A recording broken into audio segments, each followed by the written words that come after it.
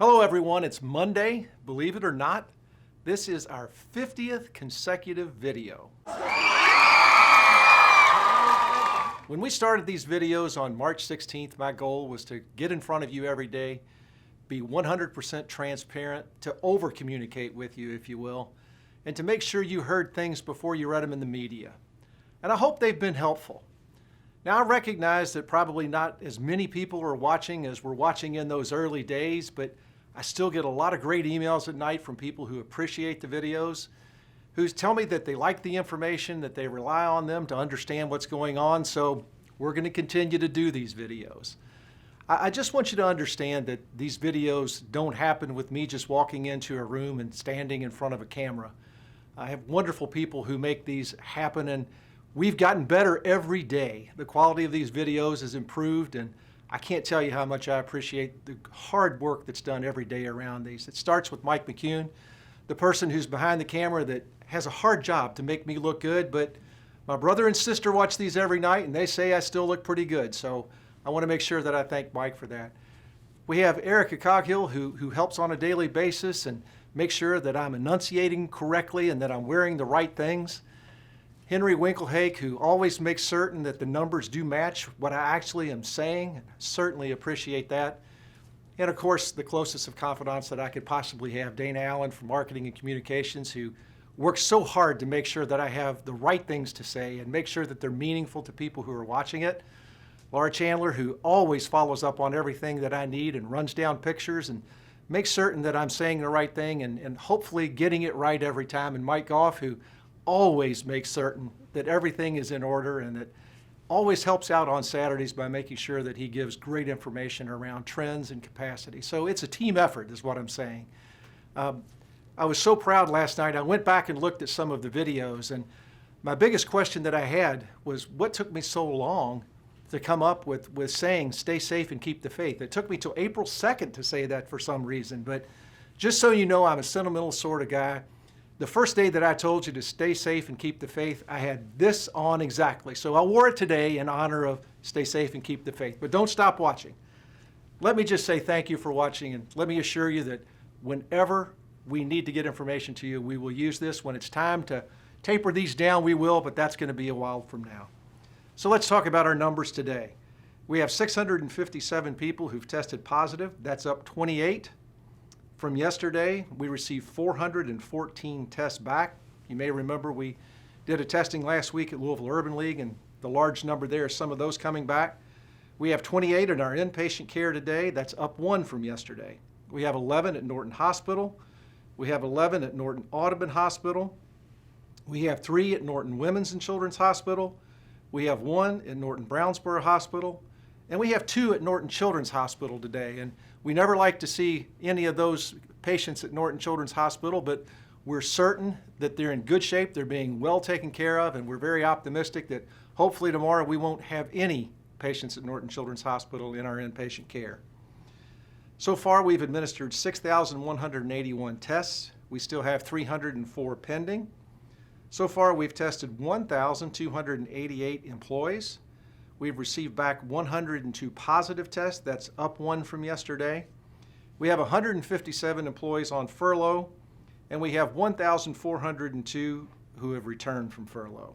So again, we want to make certain that we keep everyone who's seeking care at Norton Healthcare in our prayers. And obviously, let's keep both of those youngsters at Norton Children's Hospital in our prayers as we go forward.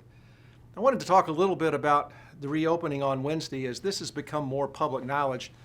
I've had quite a few questions from people that I know that have asked me this question: is it safe or should I wait? And I wanted to make sure that I told you how I'd answered that question in hopes that you'll answer it similarly. My answer to that is it's safer than it's ever been. It's extremely safe. It's just different. And let's talk about how it's different, because I think all of us are going to have to help our friends, family, and people who seek our counsel about this in understanding this. It's very safe. It's just different. We have different processes and procedures in place than perhaps the last time you were at our hospitals. For instance, let's just talk about some of the things that are different from when we started this COVID-19 process. Well, one of the things is when you first come into the facility, your temperature is going to be checked. We have foot mats to make sure that your shoes aren't carrying a virus in. both when you come in and when you leave. We're providing masks for everybody that comes in. So those are just some of the things that are different, but will certainly help us maintain a very safe and a very good environment for patients as they come back for procedures. I also want to make sure you understand we're doing deep cleaning every day to make sure that we stay as clean as we possibly can. We've got the robots that emit the UV rays that go into rooms to make sure that everything is perfectly clean. And the wonderful people in environmental services have done a great job at making sure that we've never been cleaner. So we feel very good about being safe. I want to also tell you that the governor's advice to us was to screen or test all patients who are coming in for procedures as we opened up this week. Now, what we've decided to do is both screen and test every patient that's coming in for a procedure on Wednesday. And we think that's the right thing to do for patients. Everybody who's coming into our facility for a procedure will have received a COVID test and gone through pre-admission testing if that's what it called for, but they all will have had a COVID-19 test. That should make you feel good as a caregiver, and that should make the patient feel good as someone who's about to have a procedure. It also allows us to use the appropriate PPE. So we're making certain that we're not just doing one or the other, but we're doing both to create a really safe environment. But more importantly, continue to reassure people who ask you your opinion of this, that this is no time to continue to postpone needed care. We need to make certain that we have a very good environment for people to come and receive care, because there's a whole lot of people who've been putting it off, and that never has a good outcome for us. We want to make sure that if care is needed, that we're there to provide that care, and it's time to come back. So make certain that you provide that confidence for people as we open up on Wednesday and as we open up the inpatient surgery next week. I do want to remind you, though, that I think it's going to be so important for us on a daily basis to make sure that we're giving that extra care, if you will, because it is different. People are not used to seeing all of us in masks in a hospital. That's going to be different. They're going to have a hard time understanding what we say sometimes because those masks are on. We want to make sure that we're, as I said yesterday, that we're smiling with our eyes and making sure that we're creating those great human interactions even though we're behind masks. I think one of the other things that I touched on yesterday, but I really want to stress again today as we get closer to Wednesday. Unfortunately, we can't allow anybody in the waiting rooms anymore to wait for people as they're having these outpatient procedures done. So, in essence, we are their family, and that's okay because we're very good at this. But I think we need to stay mindful of the fact that we need to stay in touch with the families as best we can. We're going to rely on many different kinds of technology. We're going to try to improve how we do that as we go.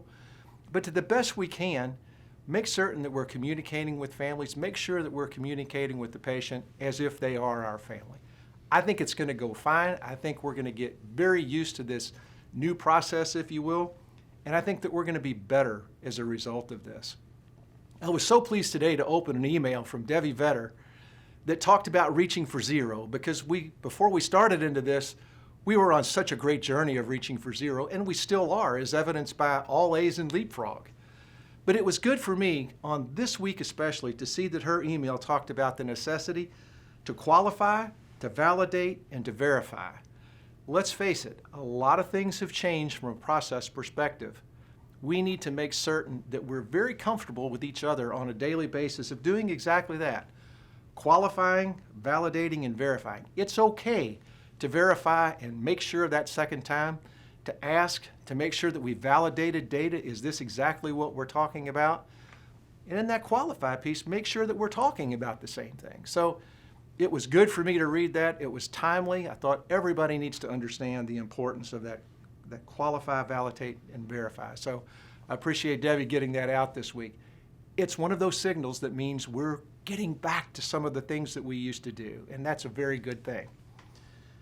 I also want to thank the folks in Clinical Engineering Department, Josh Fouts and his wife Kara Fouts, who sent this picture in of a heart rate monitor. And if you look close, you can see the words that I actually started saying every day on April 2nd when I was wearing this very outfit. I've said it every day since then. I'm going to say it every day for the rest of my life. Stay safe. Keep the faith. We'll talk tomorrow.